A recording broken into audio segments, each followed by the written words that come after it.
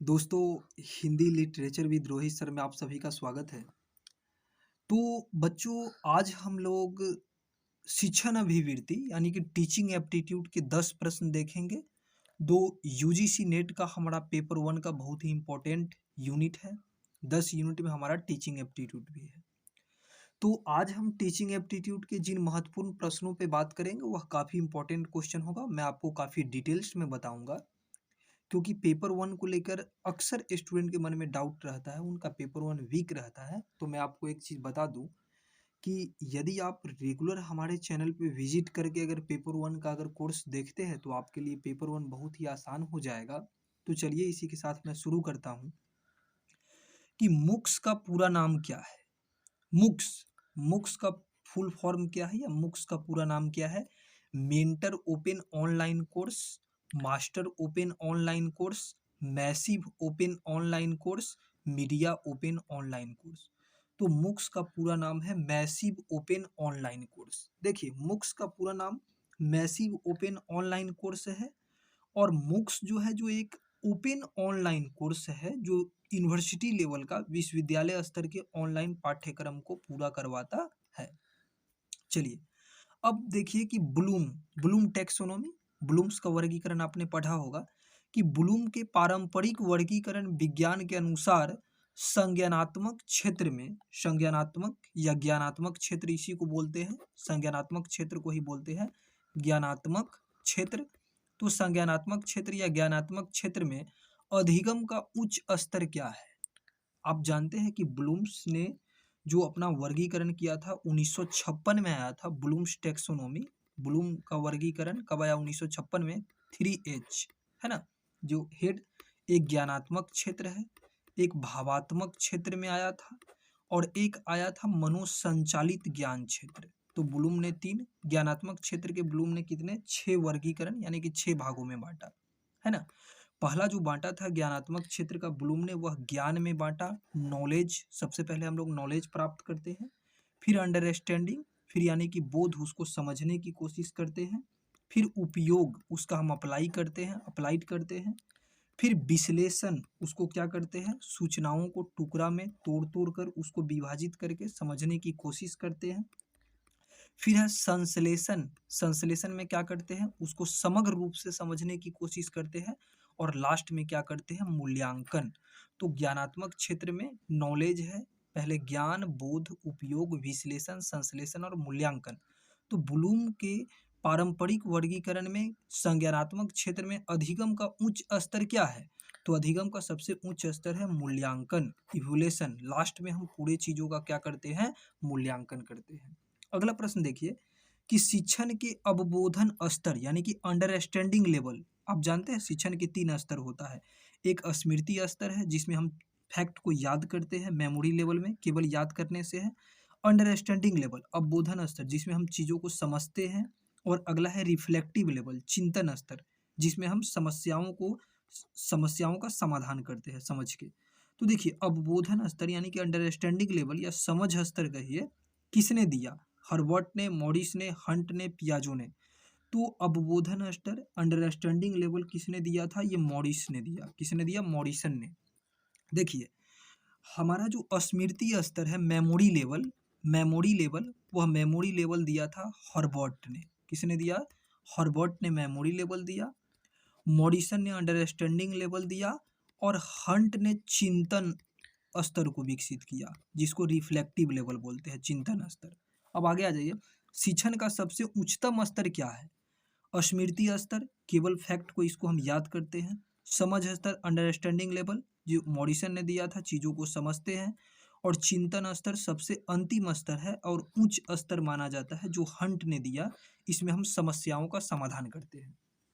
अब आप आगे आ जाइए, सूची, इसमें मिलान करना है कि स्मृति स्तर, समझ स्तर, चिंतन स्तर, memory level, understanding level, reflective level, Harvard, Morrison, Hunt.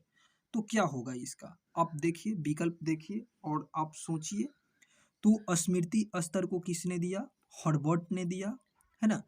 समझ अंडरस्टैंडिंग लेवल को मॉरिसन ने दिया और चिंतन स्तर को किसने दिया? हंट ने दिया। तो आपका ए सही हो जाएगा, एक। चलिए, अब अंतिम प्रश्न देखिए, ये सॉरी, स्वयं प्रभा स्वयं प्रभा है। स्वयं प्रभा क्या है? आपने पढ़ा होगा कि स्वयं प्रभा जो है वो स्वयं प्रभा क्या है? तो स्वयं प्रभा 32 डीटीएच चैनल है, 34 डीटीएच है, 36 डीटीएच है, 35 डीटीएच। तो स्वयं प्रभा 34 डीटीएच है। स्वयं प्रभा 34 डीटीएच चैनलों का एक समूह है जो जी सैट 15, ध्यान दीजिएगा, जी सैट 15 यानी कि जी सैट 15 उपग्रह सैटेलाइट से ये संचालित किया जाता है। ये कार्यक्रम चालू होता है और स्वयं प्रभा जो कार्यक्रम चालू होता है इसमें प्रतिदिन यानी कि डेली प्रतिदिन 4 घंटे के लिए ऑनलाइन क्लास चलती है, एक एक क्लास, और एक दिन में ये क्लास 5 बार दोहराई जाती है। कितने बार? 5 बार। तो स्वयं प्रभा जो है ये 34 डीटीएच चैनल है जिसकी शुरुआत प्रणब मुखर्जी के द्वारा इसका शुभारंभ किया गया। तो स्वयं Prabha 34 DTH channel. Next question, शिक्षण प्रक्रिया में आश्रित चर। शिक्षण प्रक्रिया में आश्रित चर कौन सा है? शिक्षण प्रक्रिया में देखिए आश्रित चर यानी कि dependent variable. Which is the dependent variable in teaching process, यानी कि शिक्षण प्रक्रिया में आश्रित चर कौन सा है? शिक्षक है आश्रित चर, या छात्र है आश्रित चर, या पाठ्यक्रम है, या कोई नहीं? तो इसमें छात्र आश्रित चर है। देखिए छात्र जो है वो आश्रित चर है यानी कि डिपेंडेंट वेरिएबल है। क्यों? क्योंकि छात्र किस पे डिपेंडेंट होता है? टीचर पे डिपेंडेंट होता है। तो छात्र आश्रित चर है। लेकिन शिक्षक जो है ये स्वतंत्र चर है। टीचर जो है हमारा वह क्या है? डिपेंडेंट वेरिएबल है। तो स्वतंत्र चर में डिपेंडेंट वेरिएबल में कौन आ जाएगा आपको? इंडिपेंडेंट वेरिएबल स्वतंत्र चर में आपको शिक्षक आ जाएगा। कौन सा आ जाएगा? शिक्षक। तो शिक्षक स्वतंत्र चर है, छात्र आश्रित चर है। और ये जो पाठ्यक्रम है हमारा, ये पाठ्यक्रम हमारा क्या है? हस्तक्षेप चर है। इसको आप इंटरवेनिंग वेरिएबल कहते हैं। पाठ्यक्रम हस्तक्षेप चर में पाठ्यक्रम आ जाता है, शिक्षण विधि आ जाता है, शिक्षण सहायक सामग्री, ये सारे चीज हमारा हस्तक्षेप चर में आता है। देखिए शिक्षा का स्तर बढ़ाने के लिए आवश्यक है कि छात्रों का निरंतर मूल्यांकन किया जाए, शिक्षकों को उच्च वेतन दिया जाना चाहिए, स्कूल अच्छा होना चाहिए, या माता पिता अच्छे हो। तो शिक्षा का स्तर बढ़ाने के लिए सबसे ज़्यादा जरूरी है कि छात्रों का निरंतर मूल्यांकन किया जाए, स्टूडेंट का रेगुलर एवेल्युएशन किया जाए, मूल्यांकन, ताकि बच्चों में हमको ये समझ आएगा कि कितना लर्न किया, कितना सीखा, क्या कमी है ना, कैसे सुधार करना होगा। ये मूल्यांकन करते हैं हम लोग इसीलिए। देखिए अगला है कि शिक्षण की स्वानुभविक विधि, जिसको ह्यूरिस्टिक मेथड कहते हैं। स्वानुभविक यानी कि ह्यूरिस्टिक। तो शिक्षण की स्वानुभविक विधि ह्यूरिस्टिक मेथड का विकास किसने किया था? जॉन डेबी ने, फ्रेडरिक फ्रोबले ने, H.E. आर्मस्ट्रॉन्ग ने, एनी सैमुअल्सन ने। तो आप देखिए शिक्षण का जो ह्यूरिस्टिक विधि है वह H.E. आर्मस्ट्रॉन्ग, ह्यूरिस्टिक मेथड यानी कि टीचिंग का ह्यूरिस्टिक मेथड आर्मस्ट्रॉन्ग के द्वारा दिया गया था। अब आप ये देखिए कि जो ह्यूरिस्टिक मेथड जो होता है, ह्यूरिस्टिक मेथड जिसको आप बोलते हैं स्वानुभविक विधि, ये ह्यूरिस्टिक मेथड क्या होता है मैं आपको बता दूं कि ह्यूरिस्टिक मेथड जो होता है वो आर्मस्ट्रॉन्ग ने दिया है ना, H.E. आर्मस्ट्रॉन्ग ने। इस विधि में बालकों को कम से कम बताने का, यानी कि इस विधि में हम स्टूडेंट्स को, छात्रों को कम से कम टीचर बताता है, और छात्र स्वयं से, यानी कि छात्र स्वयं अधिक से अधिक खोज करके सत्य तक पहुंचने के लिए प्रेरित करता है। छात्रों को स्वयं खोजने के लिए टीचर जब प्रोत्साहित करे, छात्रों को स्वयं सीखने के लिए टीचर प्रोत्साहित करे, ये विधि हमारा कहलाता है स्वानुभविक विधि, ह्यूरिस्टिक मेथड।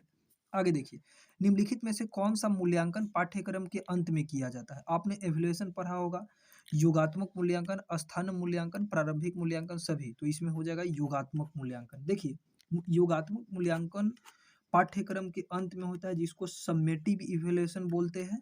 योगात्मक मूल्यांकन क्या होता है? जब कोर्स हमारा पूरा समाप्त हो जाता है, 1 साल का है जो भी, तो अंत में हमारा जो फाइनल एग्जाम जो लिया जाता है, तो फाइनल एग्जाम जो हमारा होता है वो होता है योगात्मक मूल्यांकन का। स्थान मूल्यांकन जिसको प्लेसमेंट इवैल्यूएशन बोलते हैं, यह स्थान मूल्यांकन क्या होता है? स्थान मूल्यांकन, प्लेसमेंट इवैल्यूएशन, ये हमारा जब हम कोई कोर्स में या कोई यूनिवर्सिटी का अगर इंट्रांस एग्जाम देते हैं, कोई कोर्स में दाखिला लेना चाहते हैं, तो हमारा जो प्रवेश परीक्षा दिया जाता है, प्रवेश परीक्षा के लिए जो हम मूल्यांकन देते हैं वो क्या कहलाता है? स्थानन मूल्यांकन, जिसको इंग्लिश में कहते हैं प्लेसमेंट इवैल्यूएशन। प्रारंभिक मूल्यांकन ये स्टार्टिंग में होगा।